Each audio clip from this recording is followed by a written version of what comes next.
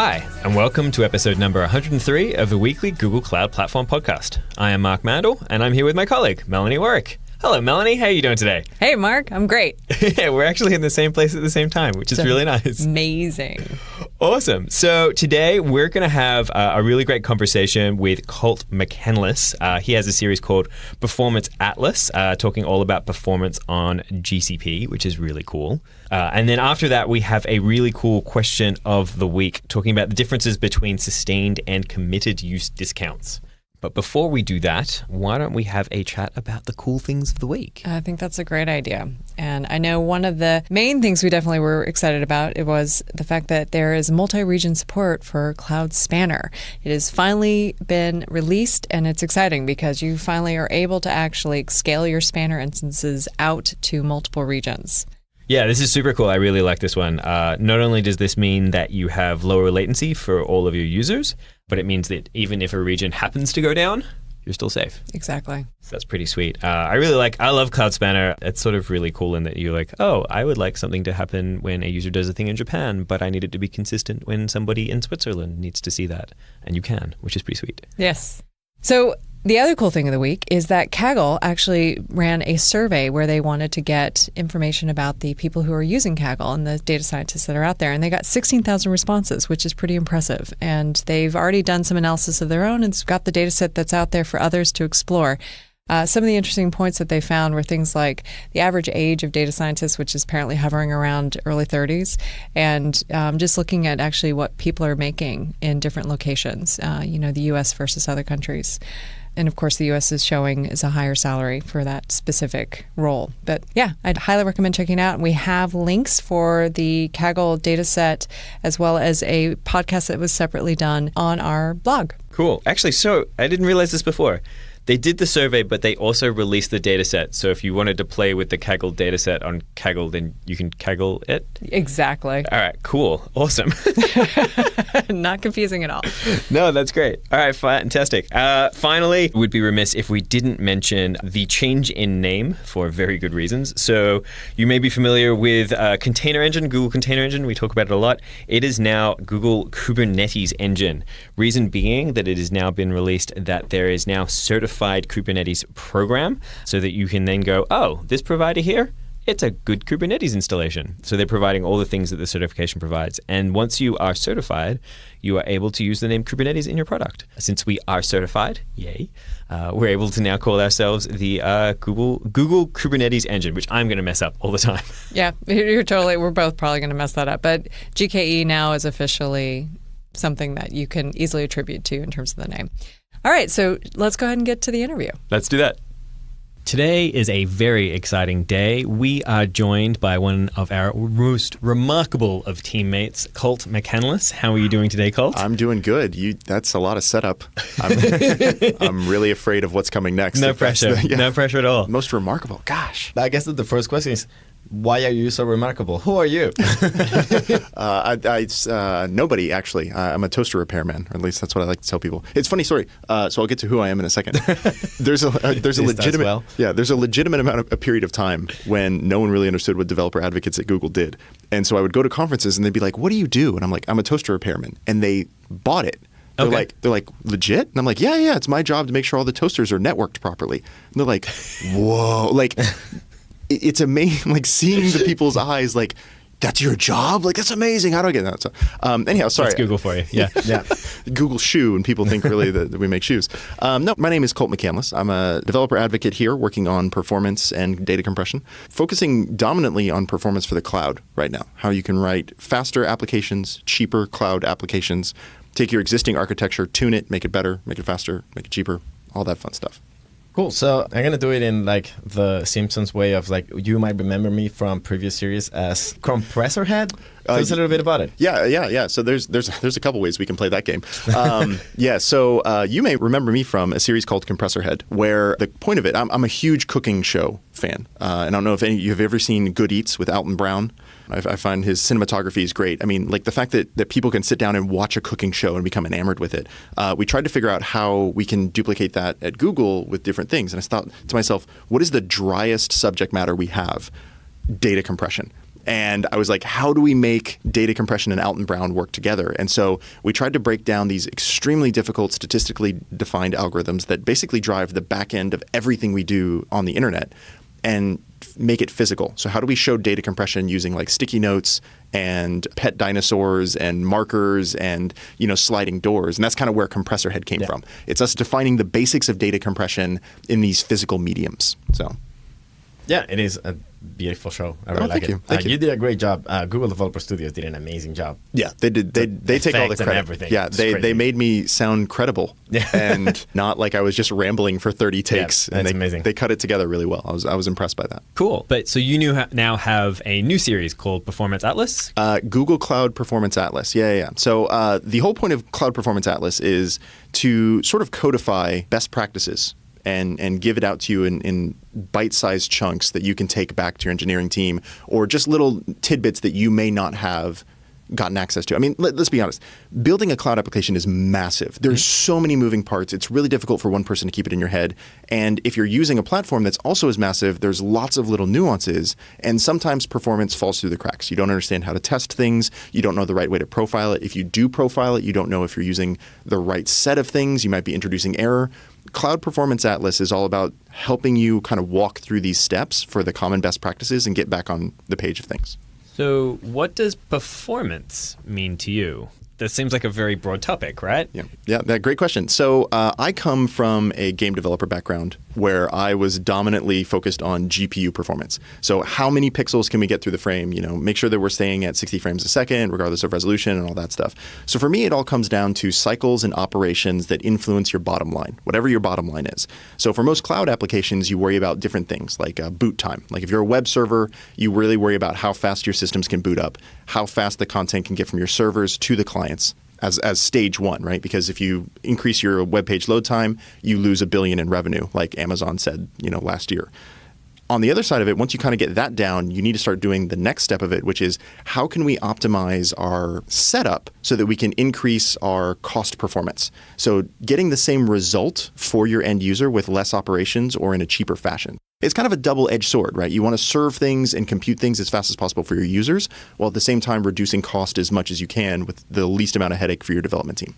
Cool. So I was looking at the series right now, and you've published already 19 of those episodes. So far, so good. What are those episodes based on? What do you cover in general? Is it more like something, I don't know, like theoretical, or do you get more into the code? Oh, yeah. So what we basically do is I get a chance to look at some of the common problems that developers have on Google Cloud. And we get a chance to talk about the real problems that people are really having in the trenches right now. One of the things that was my favorite episode was actually profiling App Engine boot up time. Just type that in, and the number of people who still have trouble like finding out how to profile it is off the chart. So being able to actually sit down, what we typically do is take an idea like that. We sit down and we actually recreate a benchmark from scratch. So we go in, we figure out what we need to test, how we need to test it, how we need the right to test. Then we hand it off to some smarter people who make it look better and then remove all of the error that we may have inserted into it. We show the A and the B, and then we figure out the right steps forward in case you find a problem. So for that particular example, one issue was that if you were using Python as in App Engine standard, the particular libraries had a larger influence on boot up time. So if you were using SciPy or NumPy, those took about 2x to 4x as long to initialize and import than other libraries did. And so individuals who may be doing some scientific computation were getting longer boot up times during server spikes and ending up with a massive bill because their instances went through the roof. And the culprit was really that they were not optimizing how they were importing Python packages. So being able to sit down, show people how to time that, how to break out those profiles, find the culprit, and then optimize your code appropriately was a really cool thing to do. So how did you profile it? So for that particular example, we were able to get those packages locally. And then in Python, you can actually delay load things. So a lot of people, I'm not sure if everyone knows this, but it's import on demand. So once you actually call an import statement, then it's global after that point. So we can basically go through and time particular just blank functions or no-op functions and see how long they take to initialize due to the import process. And then, output all that, create a nice little graph, and can look side by side about what's taking the extra time. Interesting. So the test was actually basically from the outset sending out a request and waiting to see how long it takes to actually start. Yeah, exactly. Nice. Yeah, because that's kind of the environment we're dealing with, right? Yep. I mean, a request comes in, you get a new instance that boots up, and we want to see what the world looks like in that environment. If we move it out of that environment, we run the risk of not properly testing things in the right way. And you don't. Again, that's the opposite of introducing error is creating a false testing environment, and that's not what we want to do. Cool. So this actually sounds really interesting, and now I'm wondering, these are the common problems. How do you know when a problem is common? That's a really good question. We have an amazing support staff here at Google. If you're a customer of Google Cloud Platform, we have tiers of service. We have dedicated people to help you through your problems. We've got great Q&A systems. We've got great community managers. This is a lot of information, and a lot of common problems bubble up through this process. So if you can troll through it on a daily basis, you kind of see these common trends. Sometimes these are our big customers, right? And we get a chance. This is one of the favorite things I like about our show is that we can't use names of actual companies. So we get a chance to come up with fake names. Like Tutorama is an outsourced tutoring system. Of course. Yeah. Okay, makes sense. Or Dober Manifesto is a microblogging platform for animals. I'd read that. So we get a chance to have a little bit of fun with coming up with these names and personas and how that kind of ties into these things. And if we don't find really good examples from individuals in the field and companies having problems, we get a chance to go through and look at the best practices. Because, I mean, we're all developers. We've all been through the documentation where you find that one line that's like, don't use /m. You're like, why? What's going to happen? I don't know. So being able to go through that and write a test and show the performance characteristics of that also helps illuminate and shine light on different areas of our performance. You were mentioning before something that I thought was really cool because I had no idea, which is you were talking about cloud storage and how apparently there's one of those one-line piece of documentation that you will probably miss, which is something about do not upload a lot of files at the same time that have contiguous names? Sequential file names, yeah. Yeah. How did you find this? Did you actually read the docs? Yeah, I actually read the docs. Believe it or not. Yes. That's unfortunately one of the things I do on a regular basis. So there's a little-known system in Google Cloud Storage that a lot of people run into. So if you've got a system like let's say a monitor camera, or you're taking snapshots of a time series, you typically label the file name with the snapshot of the time. So you can kind of look at all your timestamps and sort them and figure out where things are together. This is very common in scientific computing, very common in capture-based computing and things along those lines. However, what we've seen is that customers who have that scenario often get throttled when they're uploading that content to cloud storage. And they don't understand what's going on. They suspect it's a regional bucket problem versus multi-regional. The distances, maybe it's in parallel performance. What it actually comes down to, since we found this, someone actually gave a nice talk at Cloud Next 17 about some of the internals, is that what happens when you upload files to Google Cloud Storage, we internally will distribute them in parallel based upon file name.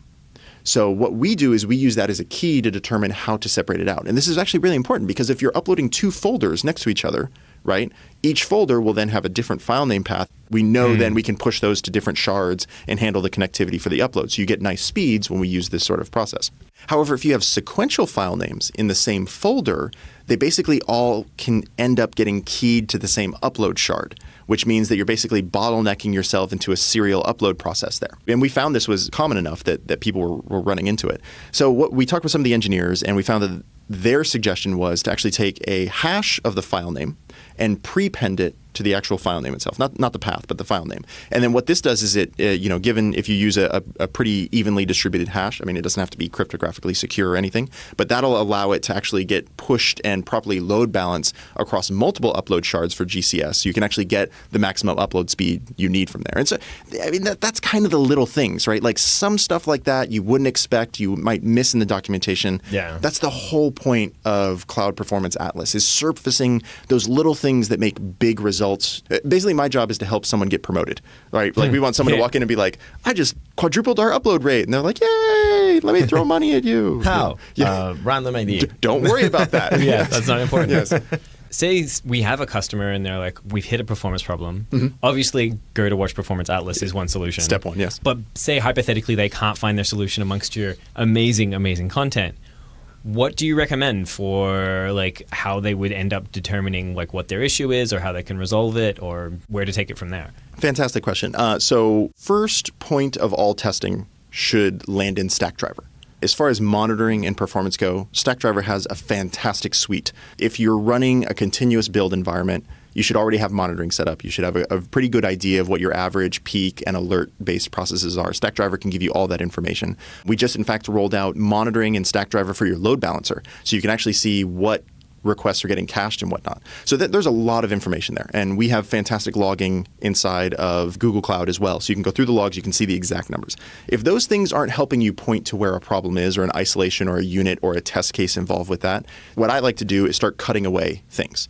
Right. So if I remove this from the path, right? If I remove this from the path, so we get the same response. When you start whittling all these things down, you usually end up with a least common factor of about 2 or 3 things that are chained together.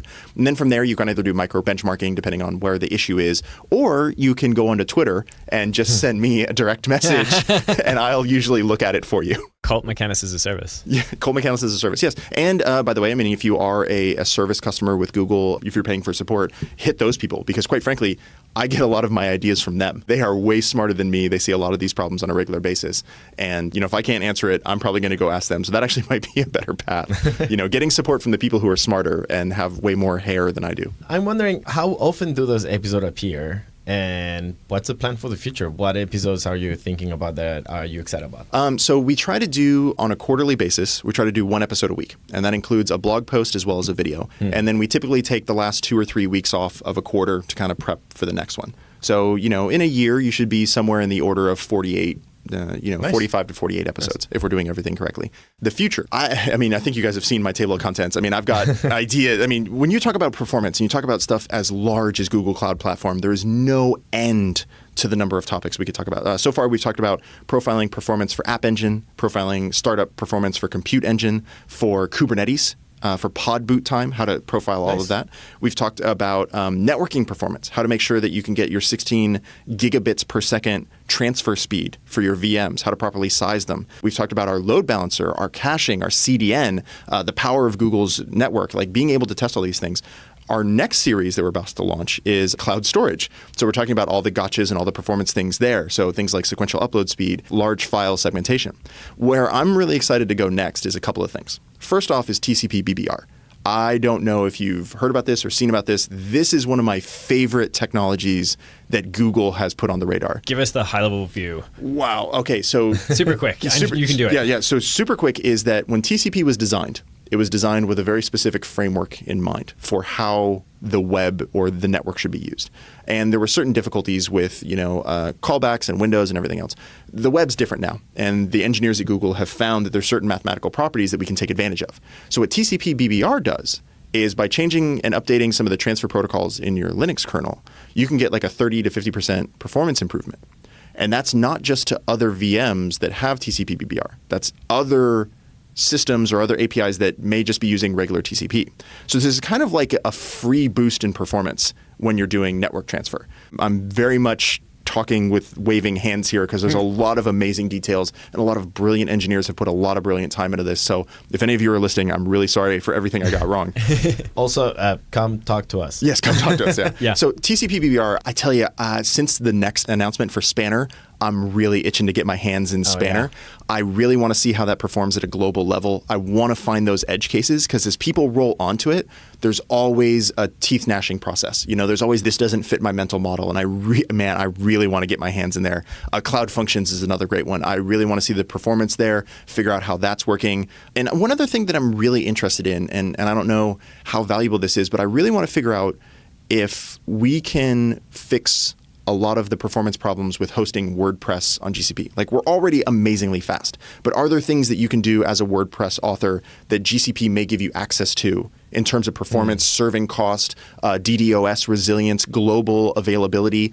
That from a performance level, these are really important things. And hosting it on GCP, you kind of get a lot of that for free. So these are some of the ideas. Beginning of 2018, you'll probably see some of these things start trickling out. Very nice. Now that you mentioned performance for WordPress, many of our listeners they not only use Google Cloud Platform, but they also use also other providers. Oh, fantastic. Do you think that your series helps understand performance in general also for the clouds? Like, is this something that the skills that I'm learning, I can apply them to profiling, I don't know, my own machines or whatever? Yeah, I really hope so, to be honest with you. So when we do a set, like before we talk about networking and the details of like Google specific, we typically have one episode where we talk about the big picture. You know, like how should you even profile networking, right? Like if you upload some data and you time it, you know, with iPerf, like, is that a good number? Is that a bad number? Should I be looking at throughput? Should I be looking at ping? So we typically have a bubble up episode. Traditionally, the YouTube comments are like, why would you do something so simple? Well, you know, this is important information. And then from there, we start getting a little bit deeper into Google level specifics. But we always try to put a nugget in there that's like, hey, at the high level, here's how this thing works. And for the videos, you'll typically find those much higher level, much more TLDR. And the documents, the articles that we link with it are a little bit more in detail. You'll actually see source code there, stuff you can copy paste, some deeper graphs, a little bit more explanation of how some of Google's stuff internally works. So my hope for the users who may be using other providers is that they get a sense of how things are working under the hood with GCP, understand some of those technological changes. So I've been doing performance stuff for a long time now, way too long, unfortunately. And one of the things I always find is that the crux to performance is understanding how the system was designed and understanding how your code is not utilizing it that way. Like the more you tune your code to work exactly like the system was designed, the better performance you're going to get. So creating that mental bridge between those two states is really critical. So now I'm also intensely curious. What's been like the strangest or the most surprising performance thing you've come across so far on GCP? I'm going to cheat. I'm going to kind of answer you, but not answer you.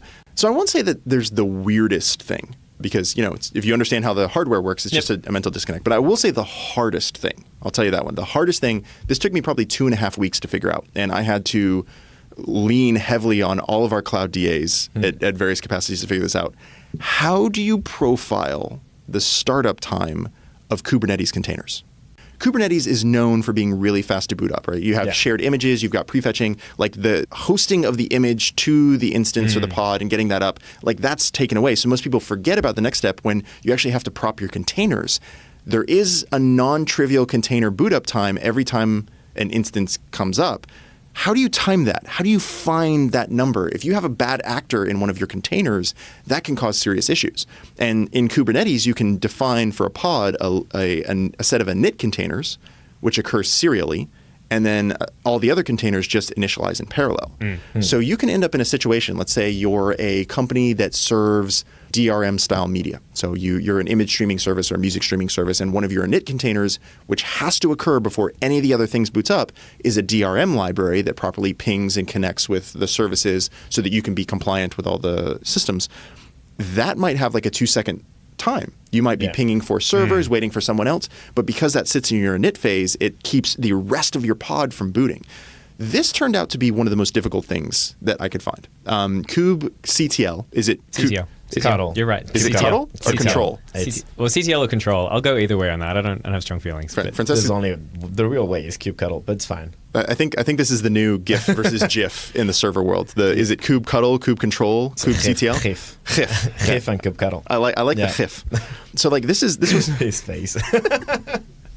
little animosity in the GCP room. This was actually the hardest thing because kubectl will give you node boot time, but it won't give you anything finer grained for that. So I actually had to reach out to Terry Ryan and Kelsey Hightower and talk to them about some of the processes they've been through in trying to boot these things up. And it's all documented. If you go to GCPA, you'll find how we actually solve this and some techniques that you can use to do it yourself.